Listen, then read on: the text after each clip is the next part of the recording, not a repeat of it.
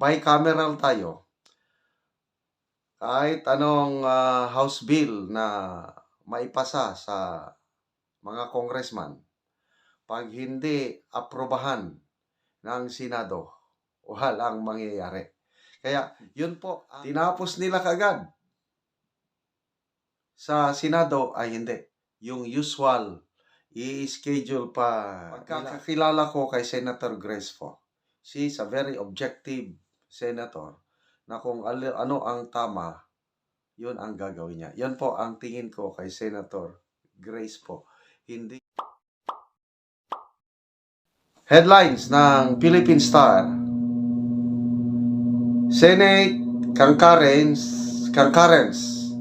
needed to revoke SMNI franchise.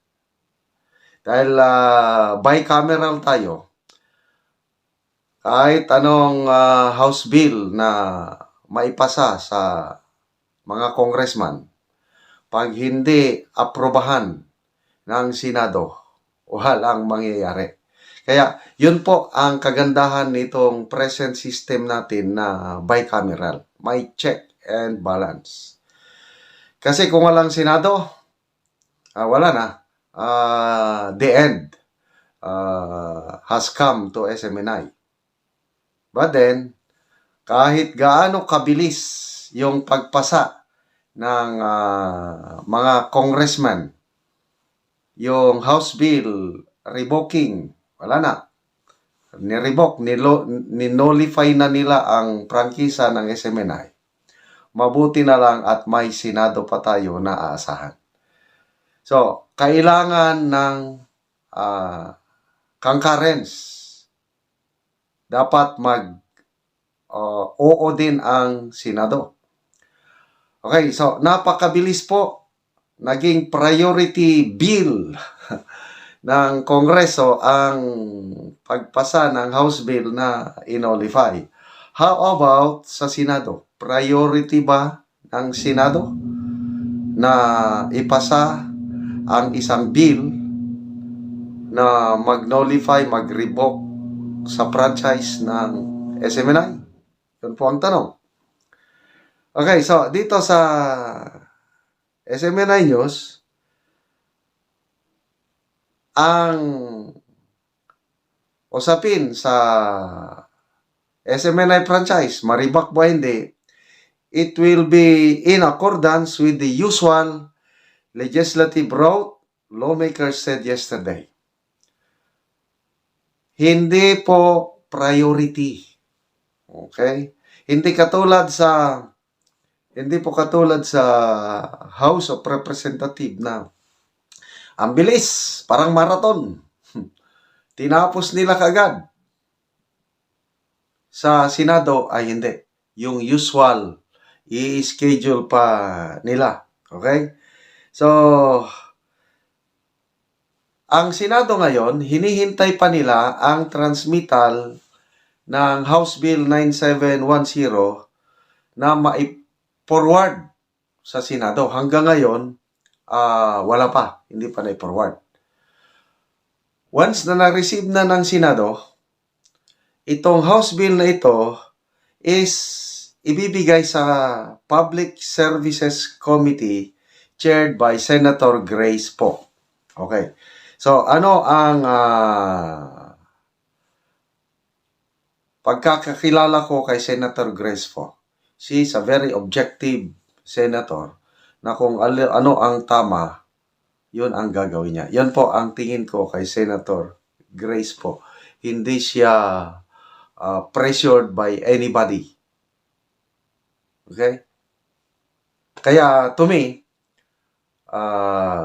may pag-asa na nakikita ko sa prangkisa ng SMNI dahil hindi nila hawak ang ilong ng mga senador. Sino yung nila? Excuse me. Ito yung mga grupo na gustong-gustong igurgor ang SMNI. Okay. Sabi ni Senator Grace Poe, kung Ano ang mangyayari sa House Bill 9710 once na nakarating na sa kanila? Depende daw sa Senate leadership. Pag idesisyon ng Senate leadership na gawin yung priority at i-schedule kaagad, yun talakayin. But kung hindi, wala. Maghintay siya ng schedule. Senator Fo, hindi niya priority. Hindi katulad kay Senator Hontiveros, na ang priority niya ang pagpa-arrest kay Pastor Kibuloy. Dito naman kay Senator Fo, usual lang. So depende sa leadership ng Senate. Ito ang statement ng senadora. The committee shall seek the consensus of the body on this. No franchise bill has ever been listed as a priority, so I defer to the leadership as to the phase of its disposition.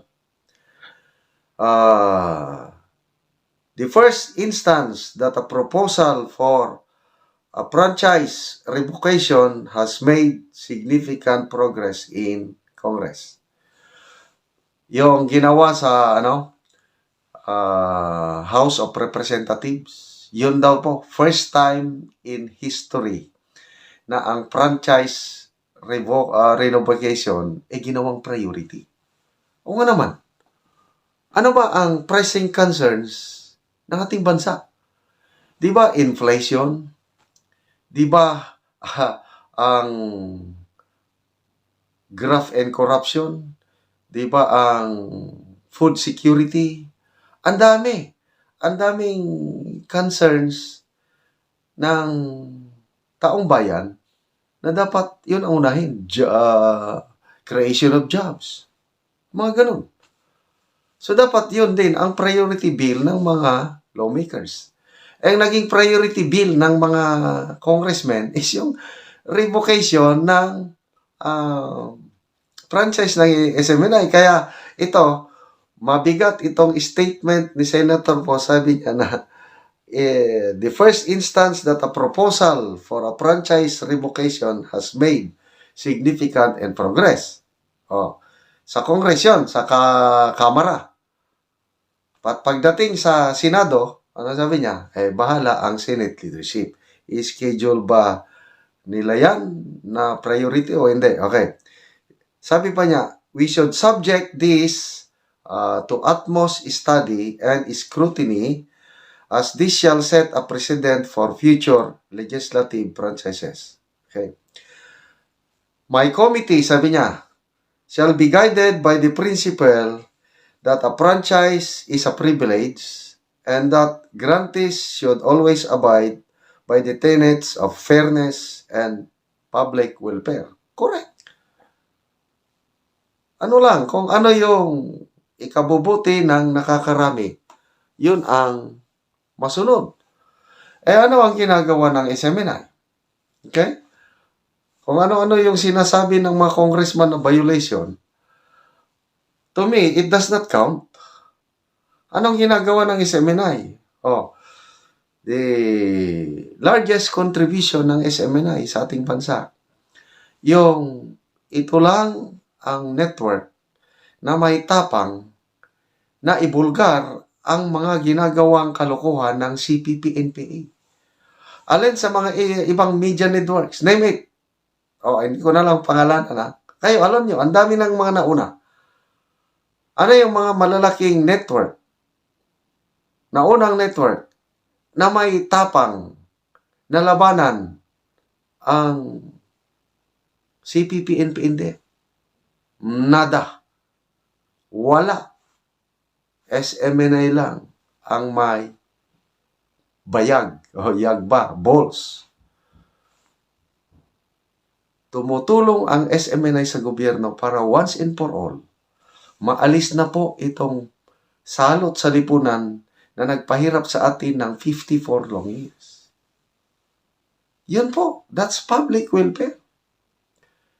So ano ang ano ang isusukli ng gobyernong ito sa pagtulong ng SMNI sa security? Wala, ito. Priority ng mga congressman na iparibok ang franchise ng dahil ba sa Duterte. Sabihin na lang natin gano'n. Politically motivated ba ang pagparibok ng franchise? Tanong lang naman. But anyway, salamat po, Senator Grace po. Isa pa, Senator De La Rosa, member po ng committee na ito. And with Senator De La Rosa at iba pang mga independent-minded senator, I tell you, may pag-asa pang SMNI. Baka ang huling halakhak, alam nyo na, may iiyak, may luhaan dyan, yung atat na atat, mapahinto na ng tuluyan ang SMNI. Nagkakamali kayo dahil hindi nyo